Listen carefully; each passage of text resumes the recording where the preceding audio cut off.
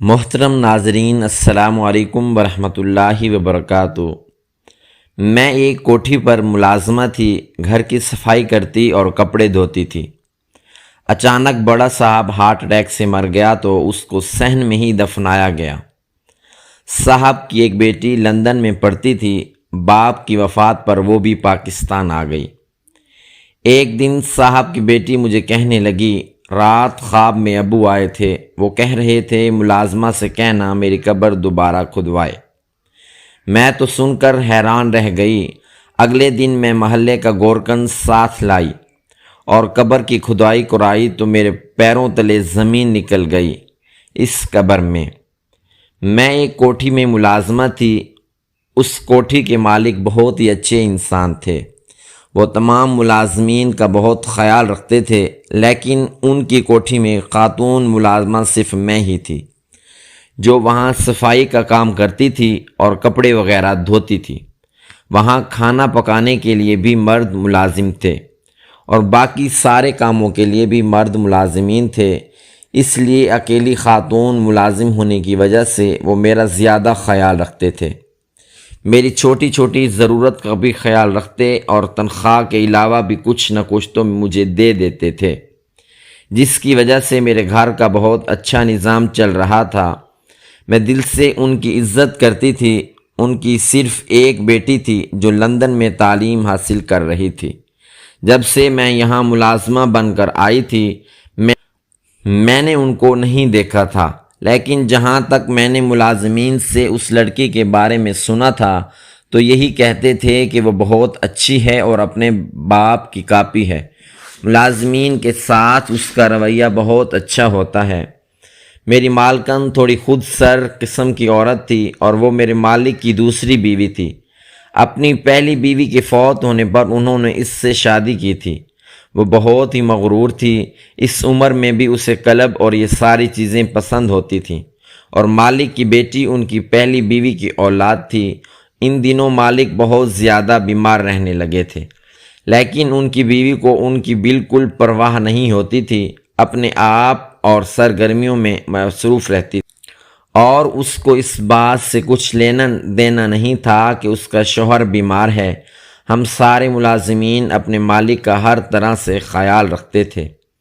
میرے فرائض میں ان کا خیال رکھنا نہیں تھا، لیکن میرا کام صرف صفائی کرنا تھا اور کپڑے دھونا تھا، لیکن میں پھر بھی خود سے ان کا خیال رکھتی، ان کو وقت سے دوا دیتی، کک بھی ان کے لیے ایک بہترین غذا تیار کرتا۔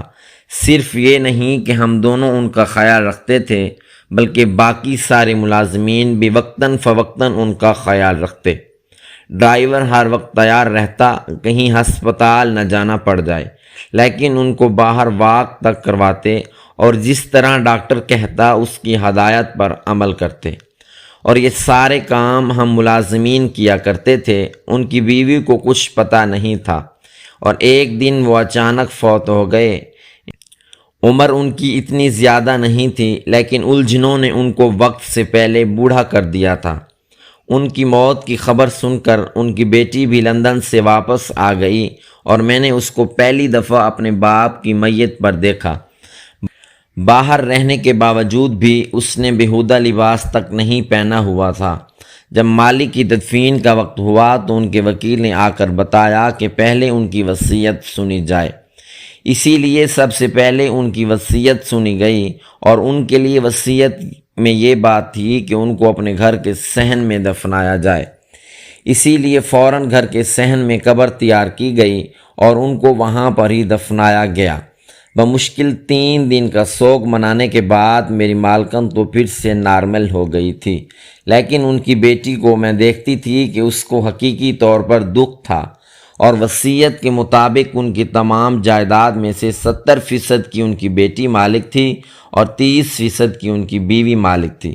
لیکن میں نے ابھی تک ان دونوں میں اس بات پر کوئی جھگڑا نہیں دیکھا تھا۔ ان کی بیٹی صبح و شام اپنے باپ کی قبر پر قرآن کی تلاوت کیا کرتی، اور اسے بھی معلوم تھا کہ اس کی نئی ماں کو اپنے شوہر سے کوئی خاص رغبت نہیں تھی، اسی لیے وہ ملازمین سے اپنے باپ کی باتیں کیا کرتی تھی۔ اس کو اس بات کا شدید ملال تھا کہ وہ ان کے ساتھ وقت نہیں گزار سکی۔ مجھے بھی اس کے دکھ کا اندازہ تھا کہ میرا باپ بھی نہیں تھا، اور میں جانتی تھی کہ بن باپ کے بیٹیوں کے لیے زندگی کتنی مشکل ہوتی ہے، چاہے وہ امیر کی بیٹی ہو یا غریب کی۔ اسی لیے میں ہر وقت اس کے ساتھ رہتی تھی۔ مالک کے بیمار ہونے سے پہلے میں صرف چند گھنٹوں کے لیے یہاں آیا کرتی تھی، لیکن ان کے بیمار ہونے کے بعد میں سارے دن کے لیے یہاں رہتی تھی۔ ان کی وفات کے بعد میں نے رات کو بھی یہاں رہنا شروع کر دیا تھا، کیونکہ مجھے معلوم تھا کہ ان کی بیٹی کو میری ضرورت ہے، اور جب مجھے ضرورت تھی تو انہوں نے مجھے ہر طرح کا سامان مہیا کیا تھا۔ ان کی بیٹی کو اب ضرورت تھی تو میرا فرض بنتا تھا کہ ان کی بیٹی کا ساتھ دوں۔ ویسے بھی گھر میں میرے بچے چھوٹے نہیں تھے کہ وہ اکیلے نہ رہ سکتے، اسی لیے میں بے فکر ہو کر یہاں رہتی تھی۔ جب میرے مالک کو مرے ہوئے کچھ دن گزر گئے تو ایک دن صبح ان کی بیٹی کا رویہ میرے ساتھ بہت عجیب سا تھا۔ مجھے بڑی عجیب نظروں سے دیکھ رہی تھیں۔ سارا دن میں اس کے ساتھ رہی، لیکن اس کے انداز میں وہ پہلے والی گرم جوشی نہیں تھی۔ میں اس سے مالک کی باتیں کرتی رہی، لیکن وہ غائب دماغی سے مجھے جواب دیتی رہی۔ میں نے پوچھا بھی کہ آخر ہوا کیا ہے، مجھے بتا سکتی ہو؟ اس نے بتایا کہ ایسی کوئی بات نہیں ہے۔ کچھ دن مجھے یوں محسوس ہوا جیسے میرے معمولات پر نظر رکھی ہوئی ہے، لیکن میرے معمولات غلط نہیں تھے، اسی لیے میں مطمئن تھی۔ 2 دن بعد اس نے مجھے بلایا اور بتایا کہ میں نے اپنے باپ کو خواب میں دیکھا تھا۔ انہوں نے آپ کا نام لے کر کہا کہ اس سے بولنا میری قبر کو دوبارہ کھلوائے۔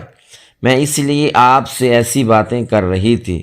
میرے باپ نے آپ کو کیوں کہا؟ میرے خواب میں آئے تھے تو مجھے بھی تو کہہ سکتے تھے میری قبر دوبارہ کھلاؤ، لیکن انہوں نے باقاعدہ آپ کا نام لے کر کہا ہے، اور ان دنوں میں نے دیکھ لیا ہے کہ آپ ان سے کتنی مخلص ہیں۔ صبح و شام ان کی قبر پر تلاوت کرتی ہیں، ان کے نام سے روزانہ صدقہ کرتی ہیں، اور ہر روز درود دلواتی ہیں، ان کی قبر پر دیا جلاتی ہیں۔ اس کا مطلب ہے کہ آپ دل سے عزت کرتی ہیں، اسی لیے انہوں نے آپ کا نام لیا ہے۔ میں اس بات پر بہت حیران ہوئی کہ میں ایسے کیسے کر سکتی ہوں۔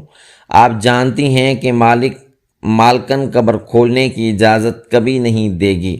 انہوں نے کہا کہ اس میں تمہارا ساتھ دوں گی، شاید اسی لیے بابا نے مجھے کہا ہے، کیونکہ وہ جانتے تھے کہ آپ کی پہنچ بھی زیادہ نہیں ہے، لیکن یہ آسان کام بھی نہیں تھا، یہ غیر قانونی سمجھا جا سکتا تھا، اور پھر ایسی صورت میں جب گھر میں مالکن بھی موجود تھی جس کو اس کے شوہر کے غم سے کچھ لینا دینا نہیں تھا، اس نے یقیناً ہمارے خلاف محاذ کھڑا کر دینا تھا۔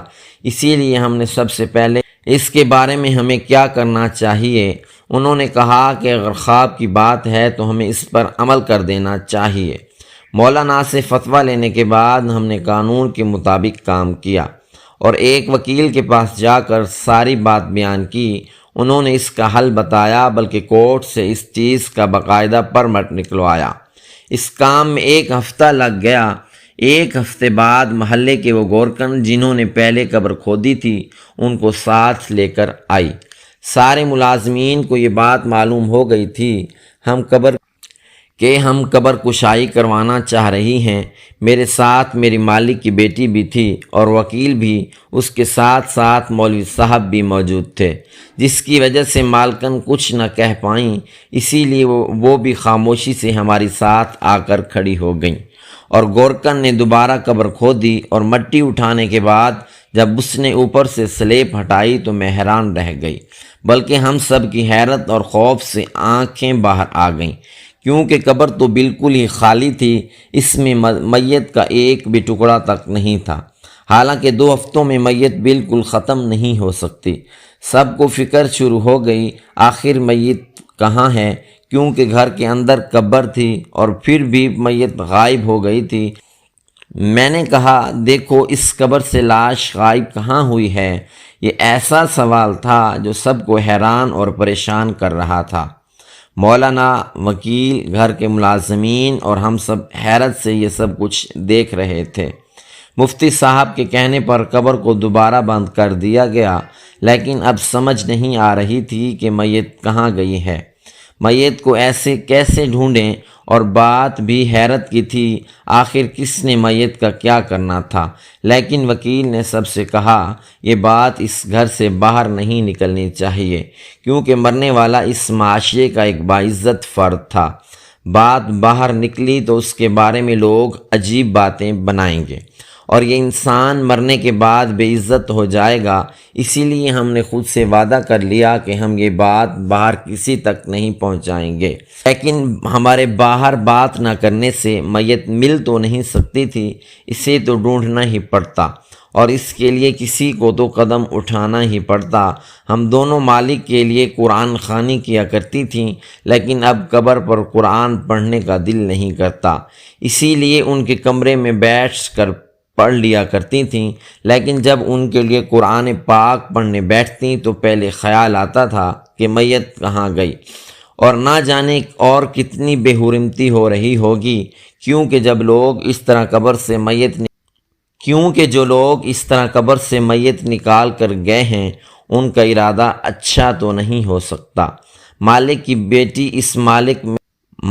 بیٹی اس ملک میں نہیں رہتی تھی، وہ بہت سالوں سے ملک سے باہر تھی، اسی لیے اسے یہاں کے قوانین کا زیادہ نہیں پتہ تھا، اس لیے وہ جہاں بھی جاتی تھیں مجھے ساتھ لے کر جاتی تھیں، اور وہ جہاں بھی جاتی کہیں بھی میرا تعارف اپنے ملازمہ کے طور پر نہیں کرواتی تھیں، بلکہ یہی کہتی تھیں کہ میں ان کی آنٹی ہوں، اور یہ بھی عزت دینے کا ایک طریقہ تھا۔ میں نے وعدہ کیا کہ میں جہاں تک ہو سکے اس کا ساتھ دوں گی، اور ہمارے مالک کی میت کو ڈھونڈنے میں اس کی پوری مدد کروں گی۔ ہم نے سب سے پہلے جا کر وکیل سے مشورہ کیا کہ ہمیں ایسی صورت میں کیا کرنا چاہیے۔ گھر میں ہم نے جب مالکن سے اس کے بارے میں بات کی تو انہوں نے صاف جواب دے دیا تھا کہ وہ اس معاملے میں کچھ نہیں کر سکتی، کیونکہ میت لے جانے والے کون ہیں انہیں کچھ معلوم نہیں ہے، وہ تو ویسے بھی عدت میں ہیں، جو کچھ کرنا ہے ہمیں ہی کرنا ہے۔ اسی لیے ہم دونوں خود ہی کوشش کر رہی تھیں۔ سب سے پہلے ہم نے وکیل سے مشورہ کیا تھا، اور وکیل کے مشورے سے ہم پولیس والوں کے پاس گئیں اور ان کو جا کر سارا مسئلہ بتایا۔ وہ لوگ تو اتنا عجیب و غریب کیس سن کر لینے کو تیار ہی نہیں تھے، لیکن مالک کے نام اور نیک نامی اور ہم سب کی گواہی کی وجہ سے ان کو کیس فائل کرنا پڑا۔ اور سب سے بڑی بات، وکیل نے بھی اس چیز کی گواہی دی تھی کہ اس نے بھی قبر کو دیکھا ہے، ملازموں نے بھی الگ الگ جا کر گواہی دی، مفتی صاحب نے بھی گواہی دی، اسی لیے پولیس کو کیس ہاتھ میں لینا ہی پڑا۔ پولیس نے کارروائی شروع کر دی اور قبر کھول کر اس کی تصویریں لے کر چلے گئے۔ پولیس اپنے طور پر کام کر رہی تھی، لیکن پولیس بھی مکمل اندھیرے میں تھی، کیونکہ مالک کے گھر کے اندر کیمرے لگے ہوئے تھے، لیکن سب سامنے تھے، اور مالک کی قبر پچھلے لان میں تھی، اور چوکیدار بھی سامنے کے رخ پر ہوتے تھے، پیچھے تو کبھی کوئی گیا ہی نہیں تھا، اسی لیے اس بارے میں کچھ معلوم نہیں تھا۔ پولیس نے تفتیش کا آغاز ہم ملازمین سے کیا تھا، لیکن ملازمین کو کچھ معلوم ہوتا تو ہی بتاتے، لیکن ان سب کی سختی آئی ہوئی تھی۔ سب سے پہلے تو چوکیدار کی سختی آئی تھی۔ تمہیں معلوم ہونا چاہیے کہ کون آیا اور کون گیا۔ میت چوری ہوئی تھی، اور یہ کوئی عام بات تو نہیں تھی، کیونکہ میت لے جانا اتنا آسان کام نہیں ہوتا، لیکن چوکیدار کوئی نیا نہیں تھا، پچھلے کتنے سالوں سے یہاں پر چوکیداری کر رہا تھا۔ وہ سب کیوں کرے کہ تم لوگ اسی گھر میں ہوتے ہو، کہاں رہتے ہو، آپ کو کچھ نہ کچھ تو معلوم ہوگا۔ اور صرف یہی نہیں، پولیس والے تو سب پر شک کرتے ہیں، اسی لیے انہوں نے دونوں ماں بیٹی سے بھی تفتیش کی، لیکن اس طرح تفتیش کرنے سے کیا ہو سکتا تھا، اور ہمارے ملک کی پولیس بس روایتی طریقے اپناتی ہی، ہر دوسرے بندے کو پکڑ کر تو بھی کبھی کسی کو، لیکن ان سب کا کوئی فائدہ نہیں ہو رہا تھا۔ ایک بات غلط ہوئی تھی کہ پولیس کے آنے سے جو بات کسی کو معلوم نہیں تھی وہ آہستہ آہستہ لوگوں کو معلوم ہونا شروع ہو گئی تھی، اور ہم لوگ نہیں چاہتے تھے کہ لوگوں کو معلوم ہو، اسی لیے مالک کی بیٹی نے پولیس والوں سے جا کر کہا کہ اگر وہ کام کرنا چاہتے ہیں تو ایسے طریقے سے کریں کہ اسے کچھ معلوم نہ ہو، اور اپنے روایتی طریقے سے ہی سب کچھ کرنا چاہتے ہیں تو آپ رہنے دیجئے، ہم کیس خارج کروا دیں گے۔ پولیس تو صرف میرے مالک کے نام کی وجہ سے کام سے انکار نہیں کر رہی تھی، جب ہم نے خود کیس خارج کی بات کی تو ان کا مسئلہ حل ہو گیا، اور اسی طرح ہم نے کیس خارج کروا دیا، لیکن ہمیں جو ایک چھوٹی سی امید لگی تھی وہ بھی ختم ہو گئی۔ لیکن اس طرح ہاتھ پر ہاتھ دھرے بیٹھنا اچھی بات بھی نہیں تھی، اور کوئی راستہ بھی نظر نہیں آ رہا تھا۔ ہم سب ملازمین اور مالک کی بیٹی اس مسئلے کو لے کر بہت پریشان تھے اور اپنی جگہ دعا کر رہے تھے اس مسئلے کو حل کرنا کوئی عام طریقہ مل جائے، لیکن ہم سب اپنی جگہ جاسوسی بھی کرتے پھر رہے تھے۔ اب پرانی باتیں یاد کرتے، کوئی ایسی بات یاد کرتے جس سے ہمیں کوئی ہلکا سا حل مل جائے۔ ایسے کوئی بات بھی یاد نہیں آتی تھی۔ قبر سے لاش کو نکالنے کے لیے قبر کھودی جاتی ہے، اور ہم لوگ تو صبح سے شام قبر پر جاتے تھے، ہم نے کبھی نہیں دیکھا کہ قبر کھودی ہوئی ہو۔ اس لیے پہلی بات تو یہ تھی کہ اگر لاش نکالی گئی ہے تو پہلے 1-2 دنوں کے اندر ہی ہوا ہے، لیکن پہلے 1-2 دنوں میں اتنے سارے لوگ گھر میں آئے تھے، یا سب سے تفتیش شروع کروائی جاتی جو کہ ناممکن کام تھا، لیکن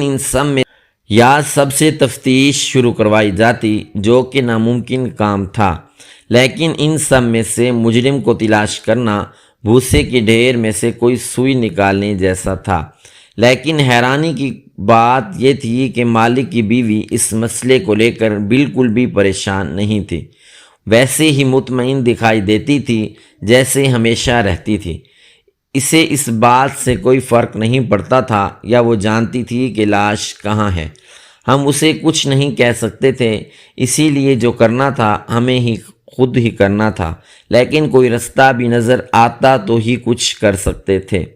اور پھر ہمیں امید کی کرن نظر آئی، کیونکہ ایک دن ہمارے مالک کے قریبی دوست ان سے ملنے آئے، اور جب معلوم ہوا کہ وہ فوت ہو گئے ہیں تو انہوں نے ان کی بیٹی سے تعزیت کی۔ باتوں میں معلوم ہوا کہ وہ ایک ریٹائرڈ آرمی آفیسر ہیں، اور ان کا بیٹا بھی اس وقت آرمی میں ہے۔ مالک کی بیٹی نے فوراً ان کو ساری بات بتائی۔ وہ سن کر بہت حیران ہوئے، لیکن انہوں نے کہا کہ وہ خود اس بات کا کھوج لگائیں گے، لیکن خود انٹیلیجنس سے ریٹائرڈ تھے اور ان کا بیٹا بھی انٹیلیجنس میں تھا، اسی لیے ان کے لیے یہ سب کام کرنا مشکل نہیں تھا۔ ہم دونوں پھر سے پر امید ہو بیٹھے تھے۔ ہمیں بھی امید کی کرن نظر آئی، لیکن ہم نے یہ بات اپنی مالکن سے چھپا لی۔ ہم نے اس کو بھنک بھی نہ لگنے دی کہ ہم اب بھی اس بات کے پیچھے لگے ہیں اور اس کو ڈھونڈنے کی کوشش کر رہے ہیں۔ انہوں نے اپنے بیٹے کو ساری بات بتائی کہ وہ کچھ دنوں بعد وہ دونوں باپ بیٹا واپس ہمارے گھر آئے۔ انہوں نے پولیس سے وہ ساری چیزیں منگوا کر دیکھیں جو پولیس نے انویسٹیگیشن کر کے فائل بنا رکھی، اور ہم سب سے بھی پوچھا کہ کیا ہوا تھا۔ ہم نے ان کو ساری باتیں تفصیل سے بتائیں۔ انہوں نے کہا کہ کچھ بھی ہوا ہے، یقیناً اس کے پیچھے کوئی بہت بڑی سازش ہے، اور وہ کیا ہے وہ معلوم کر لیں گے۔ ہم نے اس کو یقین دلایا کہ ہم سب ہر طرح سے ان کی مدد کریں گے، ہمیں بس ہر صورت میں اپنے مالک کی میت واپس چاہیے۔ انہوں نے اپنی تفتیش میرے مالک کے اثاثوں کے ذریعے کرانا شروع کی۔ ان کی وصیت کے مطابق ان کی جائیداد کی 70% مالک، کیونکہ ان کی بیٹی تھی اسی لیے ان کو 2 کمپنیاں ان کی بیٹی کے حصے میں آئی تھیں، اور 1 کمپنی ان کی بیوی کے حصے میں آئی تھی۔ اسی کے علاوہ بینک بیلنس میں بھی اس طرح ان دونوں کا حصہ تھا، اور وہ سب چیزیں تو ان دونوں کو پہلے ہی دے چکا تھا۔ کمپنی وغیرہ ان دونوں کے نام تھی۔ مالک کی دوست نے پوچھا کہ آپ لوگوں میں سے کوئی ایسی بات جانتا ہو جس کی وجہ سے آپ کو اندازہ ہوا ہو کہ میت چوری ہوئی ہوگی؟ ایسے ہی مجھے یاد آیا کہ مالک کے 2 دانت سونے کے تھے، شاید اس وجہ سے ہو، اسی لیے میں نے یہ بات ان کو بتا دی۔ انہوں نے کہا کہ 100% یہی بات ہوگی۔ ان کے دانت چوری کرنے کے لیے ان کی میت کو قبر سے نکالا گیا ہوگا۔ لیکن یہ کام کسی نے کیا ہے، یہ سوال ابھی تک وہیں کا وہیں تھا۔ وہ لوگ اکثر ہمارے گھر میں آتے رہتے تھے، اسی لیے ان دونوں نے بھی نوٹ کر لیا کہ ہم گھر کے ملازمین تک اس کیس میں پوری دلچسپی لے رہے ہیں۔ وہ بات وہ لوگ پوری تفصیل سے بتاتے ہیں، یہاں تک کہ پرانی سے پرانی بات اپنی یادداشت سے نکال کر ان کو بتاتے ہیں، شاید کوئی مدد ہو سکے۔ لیکن ان کی بیوی بالکل بھی اس میں دلچسپی نہیں لے رہی، اور نہ ہی کبھی اس نے پوچھا کہ کیس کا کیا بنا ہے۔ اسی لیے ان کے دماغ میں بھی یہ بات آئی کہ شاید وہ اس میں شامل ہو، اور یہ بات تو میرے دماغ میں بھی تھی، لیکن چھوٹا منہ بڑی بات یہ بات نہیں کر سکتی تھی۔ اس لیے انہوں نے ہم سارے ملازمین کا بایو ڈیٹا نکالنے کے ساتھ مالک کی بیوی کا بھی پرانا ڈیٹا نکالا، تو معلوم ہوا کہ کسی بھی وقت میں وہ ماڈل ہوا کرتی تھی، لیکن مالک سے شادی کے بعد انہوں نے ماڈلنگ چھوڑ دی۔ لیکن جس دور میں یہ ماڈلنگ میں آئی تھی اس وقت ان کا ایک بیٹا تھا، لیکن بعد میں ماڈلنگ کی دنیا میں آنے کے بعد بیٹا کبھی منظر عام پر نہیں آیا۔ انہوں نے کبھی کسی کو بتایا ہی نہیں کہ وہ شادی شدہ ہے یا ان کا بیٹا بھی ہے۔ ان کا بیٹا کہاں تھا، یہ وہ سوال تھا جو براہ راست ان سے نہیں کر سکتے تھے۔ اسی لیے انہوں نے اپنے طور پر کام شروع کر دیا۔ ان انکل کا میرے مالک سے بالکل بھائیوں والا تعلق تھا، اور وہ ملک سے باہر ہونے کی وجہ سے میت پر نہیں پہنچ سکتے تھے، اور وہ چاہتے تھے کہ اپنے بھائی کو انصاف دلائیں۔ مالک کی دوست تو یہ کام کر رہے تھے، لیکن ان کا بیٹا دانتوں والی لائن پر کام کر رہا تھا۔ اس نے ایک چور بازار تلاش کر لیا جہاں اس طرح کے دانتوں کو بیچا جاتا تھا، اور وہاں معلوم کرنے پر معلوم ہوا کہ پچھلے دنوں ہی کوئی لڑکا یہاں پر 2 دانت بیچ کر گیا ہے۔ لیکن اس لڑکے کے بارے میں معلومات حاصل کرنے میں کچھ وقت لگنا تھا۔ وہ لوگ کام کر رہے تھے، جہاں پر ان کو ہماری مدد کی ضرورت ہوتی ہم سب ان کی مدد کرتے، لیکن یہ سارا کام بالکل انڈر گراؤنڈ ہو رہا تھا۔ ہم لوگوں کے سوا کسی کو معلوم نہیں تھا کہ کیا کام ہو رہا ہے۔ اور پھر ان دونوں باپ بیٹے کو اکٹھے ہی معلومات ملیں، جو لڑکا دانت بیچ کر گیا تھا اس کی معلومات بھی مل گئی، اور اس کے بیٹے کی معلومات بھی مل گئی۔ اور جب ان دونوں نے اپنی معلومات ایک دوسرے کو شیئر کیں تو یہ جان کر وہ لوگ بھی حیران رہ گئے کہ وہ ایک لڑکا تھا، یعنی وہ لاش اس عورت کے بیٹے نے نکالی تھی۔ اب اس کو پکڑنا نہایت ضروری ہو گیا تھا، اس لیے اس آدمی کے بیٹے نے اپنی سروسز استعمال کر کے دوبارہ اس کیس کو اوپن کروایا، کیونکہ یہ کیس آرمی کے انڈر تو آتا نہیں تھا، وہ تو اپنے طور پر کام کر رہا تھا۔ اس طرح پولیس کو ہر قسم کی معلومات مل گئی، یعنی پکی پکائی کھیر مل گئی، تو اس نے بھی اس کیس کو اوپن کر دیا، بلکہ میری چھوٹی مالکن نے جا کر باقاعدہ اس کیس کو ری اوپن کروایا۔ اس کے بعد انہوں نے فوراً اس لڑکے کو گرفتار کر لیا، اور جب اس نے ساری بات ہمیں بتائی تو ہم سب حیران رہ گئے۔ اس نے بتایا کہ وہ شروع سے ہی اپنے ماں کے پیسوں پر پل رہا ہے۔ اس کی ماں نے شادی ہی پیسوں کے لیے کی تھی، اور وہ اس کو ہمیشہ پیسے دیتی رہی تھی، اس وجہ سے وہ عیش و عشرت کی زندگی میں پڑ گیا تھا۔ جب اس کا شوہر بیمار ہوا تو اس کی ماں کو بھی فکر پڑ گئی کہ کہیں اس کا شوہر تمام جائیداد اس کی بیٹی کے نام نہ کر دے،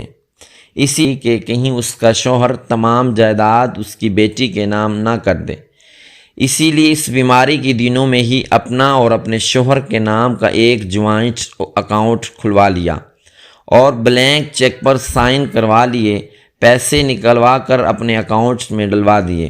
اس کو معلوم تھا کہ اس آدمی کے خفیہ لاکر میں ہر وقت کروڑوں روپے کا سونا اور نقدی پڑی رہتی ہے، لیکن وہ لاکر فنگر پرنٹ سے کھلتا تھا، اس لیے وہ فوت ہوا تو اس دن رات کو اس کی ماں نے اس کو بتایا کہ اس نے قبر اپنے گھر میں بنوائی ہے۔ اگر وہ قبرستان میں ہوتی تو زیادہ آسانی رہتی، لیکن شاید اسے بھی معلوم ہو گیا تھا کہ اس کے ساتھ کیا ہوگا۔ اس نے وصیت کر دی تھی کہ گھر میں قبر بنانا۔ رات میں جب سب واپس جا رہے تھے اور تمام ملازمین مصروف تھے تو وہ خاموشی سے صحن میں نکل گیا تھا۔ میت نکالنے میں کوئی مسئلہ نہیں ہوا۔ اس نے جلدی سے وہ میت نکالی اور قبر دوبارہ بند کر دی اور میت کو انہوں نے ایک بوری میں ڈال کر لے گئے، کیونکہ اس وقت ٹینٹ والے سامان لے کر جا رہے تھے، اسی لیے کسی نے ان کی طرف دھیان بھی نہ دیا اور اپنے دوستوں کے ساتھ مل کر یہ کام سر انجام دیا گیا۔ اس نے نہ صرف ان کے دانت بلکہ ان کے گردے اور اس طرح کی جو چیزیں بیچی جا سکتی تھیں اور نکالی جا سکتی تھیں اس نے نکالی، اور اس کے ساتھ ساتھ ان کے ہاتھ کا انگوٹھا بھی کاٹ کر دوسرے دن ساتھ لے آیا، جس سے وہ لاکر کھلتا تھا۔ اس سے لاکر کھول کر ان لوگوں نے وہاں سے سب نکال لیا، لیکن میت انہوں نے ایک پرانے قبرستان میں کھود کر دفن کر دی ہے، کیونکہ ان کا جرم بہت بڑا تھا اور اس میں ہماری مالکن بھی برابر کی شریک تھی۔ اس لیے پولیس نے دونوں کو گرفتار کر لیا، اور جس دولت کی خاطر انہوں نے اتنا گھناؤنا کام کیا تھا ان کے کچھ کام نہ آ سکی۔ ناظرین، مزید اس طرح کی سبق آموز کہانیاں اور واقعات سننے کے لیے ہماری ویڈیو کو لائک کریں، شیئر کریں اور ہمارے چینل کو ضرور سبسکرائب کریں۔ ملتے ہیں کل ایک نئی اور دلچسپ کہانی کے ساتھ۔ اللہ حافظ۔